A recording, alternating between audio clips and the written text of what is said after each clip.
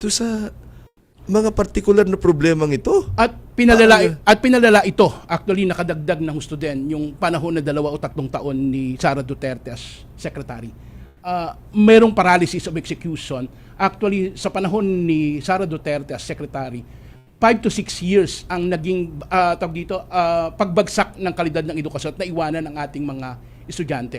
Malaking problema. Kasi halimbawa, humiling Teka, Kamelchor, baka sabihin ng mga kritik natin, naku, si Kamelchor, galit lang yan kay ano. Hindi, pero galit lang yan kay VP Sara. Definitely ito ay datos mismo galing sa mga House hearings, House of Representatives. Mahirap kalabanin ng datos. Halimbawa, humiling si Sara Duterte ng 11.36 billion pesos para sa DepEd Computerization Program. Ang nai-deliver lang nila, ang disbursement nila is 2.18 billion.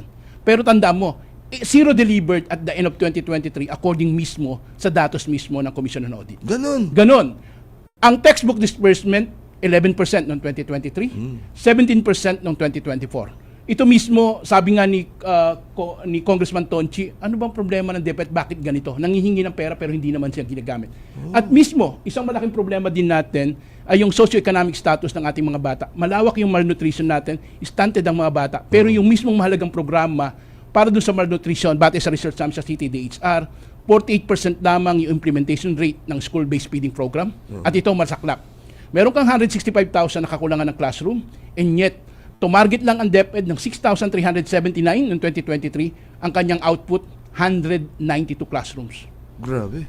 Out of 6,379. So hindi pa pwede rin, ako, binabanggit ko to Kanuel. Data yan, data.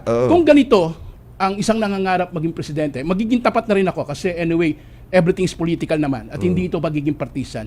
Kung ang isang nangangarap na presidente na gustong maging presidente ng Pilipinas, kung sa kanyang departamentong hinawakan, ganito na kalala yung paralysis of execution, may problema tayo sa hinaharap. Grabe, no?